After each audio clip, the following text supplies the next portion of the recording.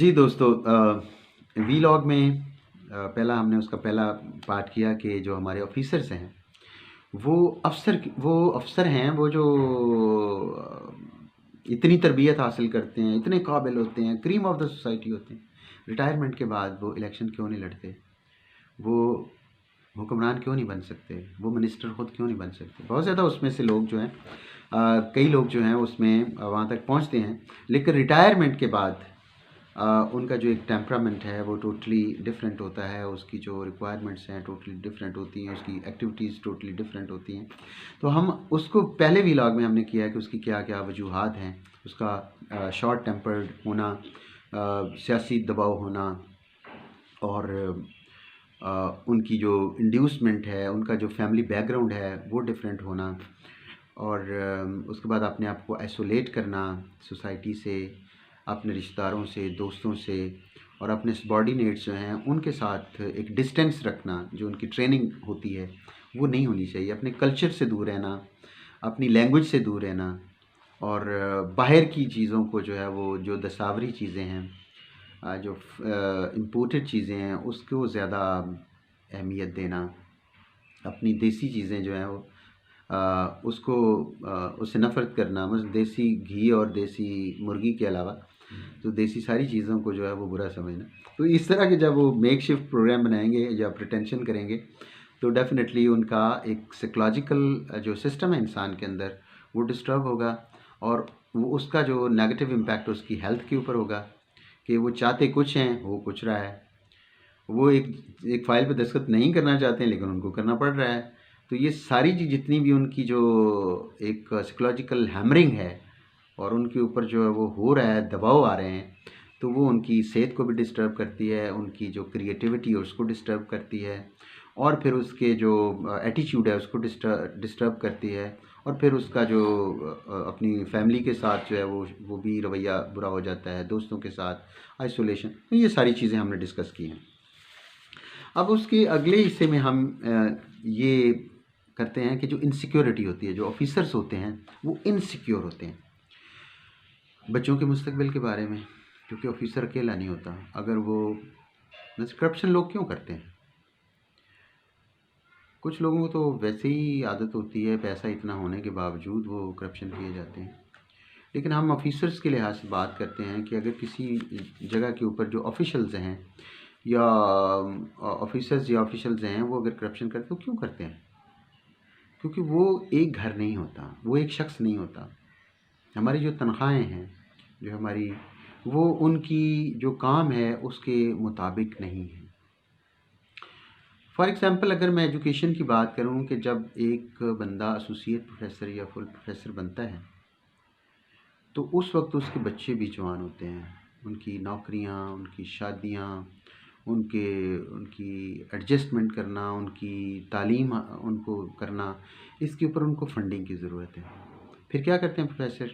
उसकी तनख्वाह इतनी होती नहीं है, लिहाजा वो फिर दूसरी यूनिवर्सिटीज़ में कोई और असाइनमेंट्स लेते हैं, ट्यूशनें पढ़ाते हैं, कोई एकेडमीज़ में जो है वो ज्वाइन कर लेते हैं ताकि उनकी जो एडजस्टमेंट जो है वो पैसों की हो जाए। हालांकि जब एसोसिएट प्रोफेसर बंदा बन जाता है या फुल प्रोफेसर बन जाता है, उसका काम है रिसर्च प्रोड्यूस करना। उसका काम दूसरी जो एडमिनिस्ट्रेटिव एक्टिविटीज़ अगर ऑफिशियल हैं उसके अलावा उसको फुल टाइम इसके ऊपर देना चाहिए, और कतन उनको अलाउ नहीं होना चाहिए कि वो दूसरी यूनिवर्सिटियों में जाकर पढ़ाए या पब्लिक यूनिवर्सिटी को छोड़ के। हमारे प्रोफेसर डॉक्टर रसूल बख्श रईस साहब लम्स उसने ज्वाइन कर लिया और कायदे आज़म यूनिवर्सिटी से चले गए। तो उनसे मैंने पूछा तो उन्होंने कहा जी कि मेरे बच्चे भी हैं, उन्होंने भी सर्वाइव करना है। तो आप ये देखें, जो एक ऑनेस्ट और टैलेंटेड एक प्रोफेसर है वो अपने इदारे को दूसरे इदारे में जब उसको ज़्यादा पैसे मिलते हैं तो वो वहाँ पे चला जाता है। ऑफिसर्स हमारे वो जो प्रोजेक्ट्स में चले जाते हैं जहाँ पे उनको ज़्यादा मिलते हैं, ताकि वो उनको करप्शन ना करनी पड़े। वो करप्शन नहीं करना चाहते और वो एक ऑनेस्टली काम करना चाहते हैं। तो उनका कहीं ऐसा बंदोबस्त हो जाए कि उनके बच्चों की तालीम, बेहतर तालीम, क्वालिटी एजुकेशन वो हो सके, और उनका एक जो लिविंग स्टाइल है वो एक फैसिलिटेटिव हो सके एनवायरनमेंट के लिए। अगर बच्चों के लिए आजकल गाड़ी जो है वो आज अय्याशी नहीं है गाड़ी, आजकल ज़रूरत है इस पोल्यूशन के दौर में कि वो बंद गाड़ी में, एक अच्छी गाड़ी में। तो ये सारी चीज़ें जो हैं वो सारे आप देखें कि ऑफिसर्स को चाहिए होती हैं। उसमें वो फिर बच्चों का मुस्तकबिल है, फिर उसको सबसे ज़्यादा प्रॉब्लम है अपनी रिटायरमेंट के बाद क्या करना। तो ये सारी जो उसको एक इंड्यूसमेंट है या एक एनवायरनमेंट उसको पुश करता है, उसको फोर्स करता है कि वो कुछ इन चीज़ों का ख्याल रखे कि उसने ख़ानदान को कैसे लेके चलना है और बच्चों की डेप्रिवेशंस में उसको शिकार ना होने देना और अपनी रिटायरमेंट के बाद अपनी ज़िंदगी उसने कैसे गुजारनी। ये इनसिक्योरिटी है। अगर उसको फंडिंग उसको जो है वो स्टाइपेंड रिसर्चर्स को, प्रोफेसर्स को या ऑफिसर्स, सीनियर ऑफिसर्स को इतनी फैसिलिटीज़ दे दी जाएं कि वो अपनी और अपने बच्चों की बेहतरीन ज़िंदगी रिटायरमेंट के बाद ही गुजार सकें, तो मेरा ख़्याल है कि वो फिर आपको ये सारी जितनी भी बेकायदगियाँ होती हैं, लॉलेसनेस है, उसमें ऑफिसर्स का रोल बहुत ही कम हो जाएगा। तो ये स्टेट को एक दिन इसके ऊपर आना पड़े, 100 साल बाद आए, 200 साल बाद आए। अब देखें जो गैलीलियो था, हम इसको पढ़ते थे एमए में, जो एंशिएंट यूरोप है, तो गैलीलियो जो है वो पीसा यूनिवर्सिटी थी मेरे ख्याल जर्मनी की या इटली की, आई एम नॉट श्योर। तो उसमें जब उसको कहा गया कि हम आपको फुल प्रोफेसर लेते हैं, तो उसमें उन्होंने कहा जी फुल प्रोफेसर की हम तनख्वाह देंगे, आप यूनिवर्सिटी में आएंगे नहीं, आप पढ़ाएंगे नहीं, आप रिसर्च करते रहें जो कर रहे हैं, तो आप हमारी स्ट्रेंथ के ऊपर हैं। सिर्फ आप एक संडे का जो लेक्चर होता है, जो पब्लिक लेक्चर है, वो आपने देना है जिसमें सारे लोग आ सकते थे। ये उस दौर की बात है और वो हमेशा कहते थे कि वो बोरिंग होता था बड़ा लोगों के लिए। तो लेकिन आप देखें गैलीलियो का बहुत बड़ा नाम है, उन्होंने इतनी जो इजादात की, तो वो कंट्रीब्यूट कर गए ना सिर्फ अपने मुल्क के लिए बल्कि पूरी इंसानियत के लिए, पूरी दुनिया के लिए।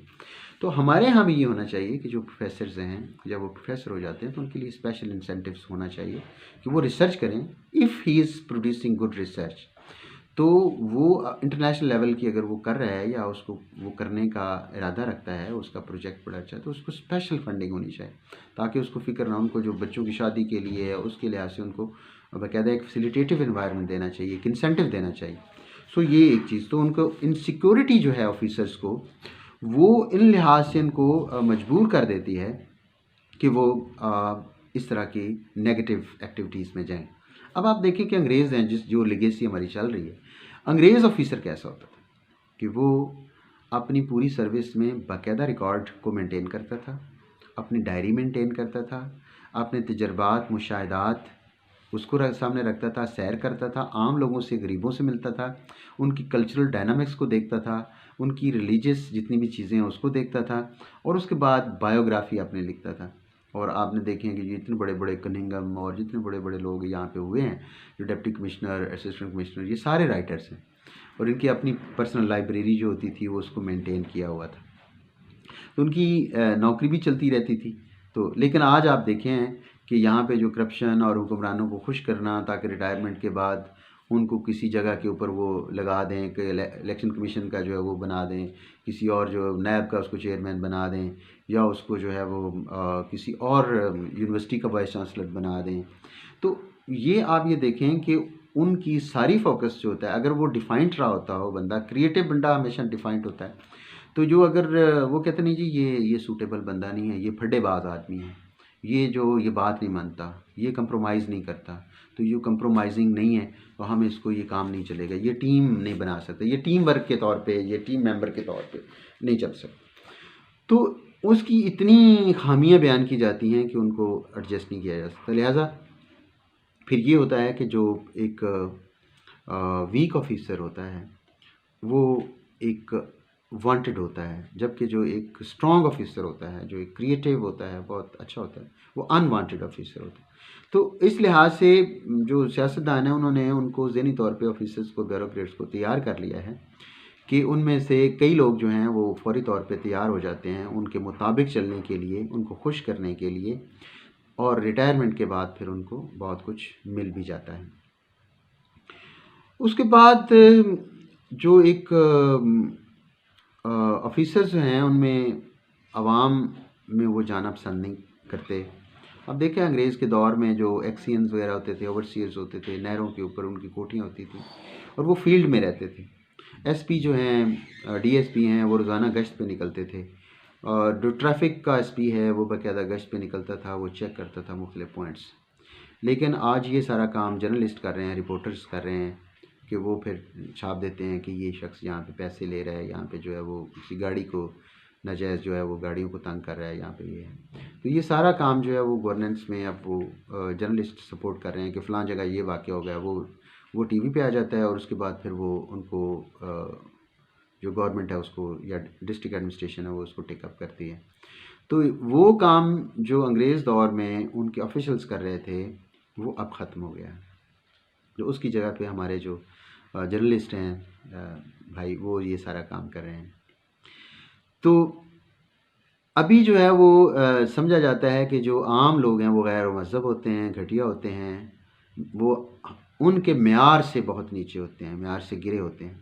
हालांकि उनके वालिदैन अगर वो ऐसे कोई बात करे तो उनके बाप दादा के बारे में पूछ लें कि उनकी क्या पोजीशन थी कि अगर आज के ये जो ज़िम्मेदार या फार्मर्स या जो आम लोग हैं अगर ये घटिया हैं तो उनके दादा परदादा वो कौन से नवाब थे, वो भी ये जो सेल्फ मेड बने हैं इनके वो भी है, कम से कम उनको देख लें कि ये आज की आवाम को इस तरह के लफ्ज़ या अपने ज़हन में इस तरह के लफ्ज़ ना सुने। उनको देखें, कोई गरीब है तो उसको देखें कि आप हमारे जो है वालिदात भी ऐसे थे, गरीब से थे और उसके बाद फिर ये सारी चीज़ें आई हैं। ये पेंट कोट हमेशा सब कॉन्टिनेंट में तो नहीं रहते ना, अंग्रेज़ों के बाद आए। तो ये जो उनके आबाओजदाद जो थे, जितने भी ऑफिसर्स हैं उनके आबाओजदाद जो है वो तहमत नहीं बांधते थे, वो कल्चर के मुताबिक उनका रहना सहना नहीं था, वो कच्चे कोठों में नहीं रहते थे। तो ये सारे सोचना चाहिए था कि हम अपनी आबाओजदाद के साथ जुड़े रहना चाहिए। हमारे जो आबाओजदाद हैं वो अजीम लोग थे क्योंकि वो हमारे बड़े लोग थे, वो हमारे फोर फादर्स थे।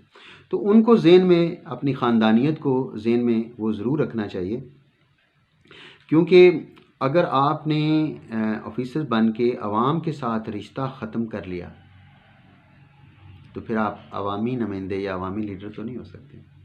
तो ऑफिसर्स का सबसे ज़्यादा प्रॉब्लम ये है कि वो आवाम के साथ अपना रिश्ता तोड़ लेते हैं। एक फ़ाइल के ऊपर काम कर दिया तो ठीक है, बात ख़त्म होगी। कि भी आप आवाम से मिलें, आप आवाम में घुल मिल जाएं और उनके साथ फील्ड में जाएं, आप उनके साथ मिलें, उनके साथ काम करें। ये नहीं है कि आप जो डिप्टी कमिश्नर है, जो एसएसपी हैं, डीपीओ हैं, वो अगर जाएं या असिस्टेंट कमिश्नर है तो वो खुली कचहरी लगाएं और उसमें कुर्सियों के ऊपर जो उसने ज़ुमा बिठाएं और आवाम ज़मीन पे बैठी हुई। क्या ही खूबसूरत बात हो कि अगर वो भी ज़मीन पे बैठो, वो कहें कि मैं आप मेरे आबाओजदाद मुझसे बड़े हैं, हमारा कल्चर ये कहता है कि बड़ों का एहतराम करें, मैं आपके साथ ज़मीन पे बैठता हूँ। बड़े ज़मीन पे बैठने से उसकी असिस्टेंट कमिश्नरी में इख्तियारात में कमी नहीं हो जाएगी, उसके डिप्टी कमिश्नर या डीपीओ में कोई इख्तियारात में कमी नहीं हो जाएगी। लोग उसको कहेंगे जैसे मसूद खद्दरपोश के बारे में कहते हैं, तो आज भी उनके साथ बात करते हैं उनके बारे में। तो ये अगर डिप्टी कमिश्नर ज़मीन पे उनके साथ बैठेगा तो उसने देना कुछ नहीं है, आवाम को उसने प्लाट नहीं देना, लेकिन आप देखेंगे कि लोग कितने खुश होंगे कि यार इतना बड़ा अफसर होकर हमारे साथ बैठ गया है, हमारे साथ ज़मीन पे बैठा हुआ है।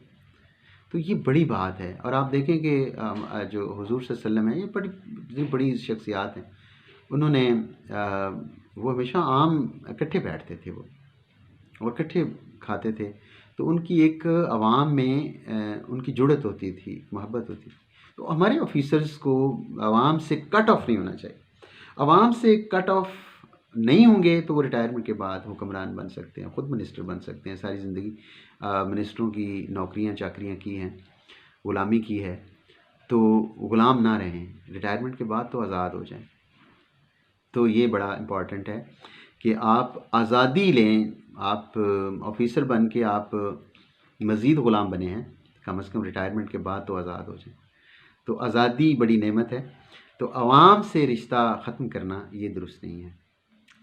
तो उसके बाद कई ऑफिसर्स ऐसे होते हैं कि जो अपने आप को डिसकनेक्ट करते हैं आवाम के साथ, और ये असल उनकी दूरी उनकी अपनी ज़ात से दूरी होती है, अपनी ओरिजिनल फितरत, अपनी जो कल्चरल सेटअप है, एथिक्स हैं, उससे दूरी है। दौलतमंदों से रिश्तेदारी करना, दोस्ती उनसे करना कि जो दौलतमंद लोग हैं, ये गरीब ऐसे दोस्ती करने की ज़रूरत नहीं है। ये दर्जा 4 में ऐसे, ये क्लर्क है, ऐसे दोस्ती करने की ज़रूरत नहीं। इंसान से दोस्ती होती है, इंसान दोस्त इंसान होता है। फिर बिज़नेस वो क्रिएट करते हैं कि दौलतमंद से करें तो वो, और ये जो कारोबारी लोग होते हैं उनकी मैं आपको एक बात सुना देता हूँ। इस तरह की बातें मैं सुनाना तो नहीं चाहता कि हमारे एक दोस्त हैं, पुलिस ऑफिसर हैं, बहुत बड़े, अल्लाह उनको खुश रखे, और बहुत ही ऑनेस्ट ईमानदार ऑफिसर हैं पुलिस में, डीआईजी हैं। उनके भाई जो हैं वो एक दिन बात कर रहे थे कि एक इंडस्ट्रियलिस्ट थे बहुत बड़े गुजरांवाला के। तो उनसे उन्होंने क्वेश्चन किया कि आपने अपने बेटे को बाहर से वो तालीम हासिल की है और आपने उसको एक फैक्ट्री में मैनेजर बना के तो उनको वहाँ पे रख दिया है, या उसमें सीएसएस वगैरह क्यों नहीं करवाए? उसने कहा कि जो यहाँ पे गुजरांवाला के डिप्टी कमिश्नर या जितने डीपीओ या सारे ये आते हैं ना, उनको हम एक दफ़ा इनवाइट करते हैं और उसको सिर्फ 1-2 लाख का तोहफा हम देते हैं, और उसके बाद वो सारी सर्विस में जो है वो, जो उसने लफ्ज़ कहा है वो मैं नहीं यहाँ कहना चाहता, कि वो अपने जो है वो फैमिली रिलेशंस हमारे साथ भी बनाना चाहते हैं। तो इस लिहाज से हमें इन अपने बच्चों को अफसर नहीं बनाना, इंडस्ट्रियलिस्ट बनाना है, पॉलिटिशियन बनाना है, और ये सारे जितने भी ऑफिसर हैं उसके पीछे पीछे भागते रहेंगे।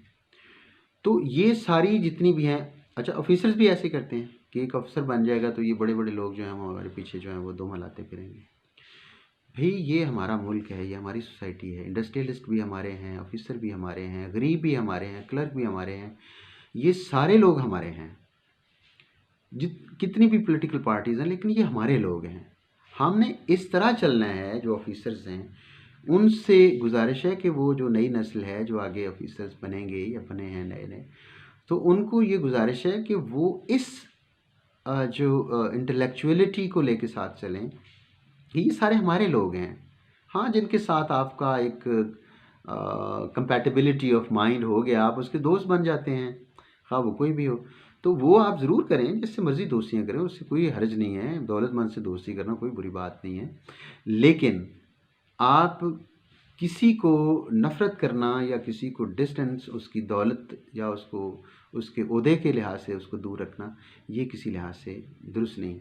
और ये कहते हैं कि जी वो हमें कैश करते हैं, भी आप कैश ना हो, गलत आप काम ना करें, कानून के ख़िलाफ़ काम ना करें, और अगर वो काम करते हैं तो काम ही करवाते हैं ना। तो ऑफिसर का क्या काम करता है होता है, जो ऑफिसर काम करता है वही ऑफिसर होता है। ये इतनी जो हमारी नेशन है, इतनी डायनेस्टीज़ इससे ऊपर रही हैं, फ़ॉरेन रूल रहा है, अब ये आज़ाद हुए हैं, पाकिस्तान बना है, अब हमारी अपनी हुकूमत है, हमारे अपने ऑफिसर हैं, हमारे अपने हुक्मरान हैं। अब भी हमें उसी तरह जो है वो ज़लालत मिलेगी दफ्तरों में जाके। अब भी हमें ईवानों के साथ बाहर जाके तो खड़े होने पड़ेगा, लाइनें लगा के खड़े होने पड़ेगा, और उसके बाद कहेंगे कल आएँ, परसों आएँ। तो ये ज़रूरी है कि हम अपने जो ऑफिसर जो हमारे वो इस तरह बिहेव करें कि लोगों के काम हों, उनके दरवाज़ों के ऊपर काम करें, उन्हें पता हो कि यार ये है ना हमारे लोकल हुक्मरान जो है, इस धरती के पैदा हुए, इस धरती के लोग जो हैं वो अगर हमारे ऑफिसर बने हैं तो आज हमारे देखें कितने खूबसूरत काम हो रहे हैं। तो ये एक जुड़त उनकी इस धरती के साथ ज़रूरी है। जड़ से कट जाए तो इत्मीनान नहीं होता। जो हमने पहले बात की है कि सुकून दरवेशी में है, सुकून लोगों के काम करने में है, जो इंसानियत के काम आने में है।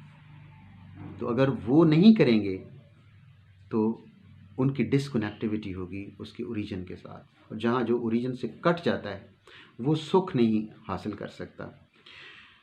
नतीजा हम इस चीज़ का मैं ये देना चाहता हूँ कि अपनी जो ओरिजिन है, अपनी जड़ है, पुराने दोस्त हैं, पुराना माहौल है, उसके साथ कनेक्टिविटी ज़रूर रखें। आप उनके साथ जितना आप टाइम अफोर्ड कर सकते हैं। आई नो कि जो लोग होते हैं वो अपने अफोर्ड नहीं कर सकते कि वो फ्रीक्वेंटली उनसे जाएं, गांव में उनसे मिलें, या उनके साथ पुराने दोस्तों की जो है वो शादियों में, उनकी मरग में उसकी शिरकत करें, लेकिन उनके साथ एक कनेक्टिविटी ज़रूर रखें कि उनको ये महसूस होता हो, कि ख़ुद को महसूस होता हो कि मैं अपनी ओरिजिन के साथ हूँ।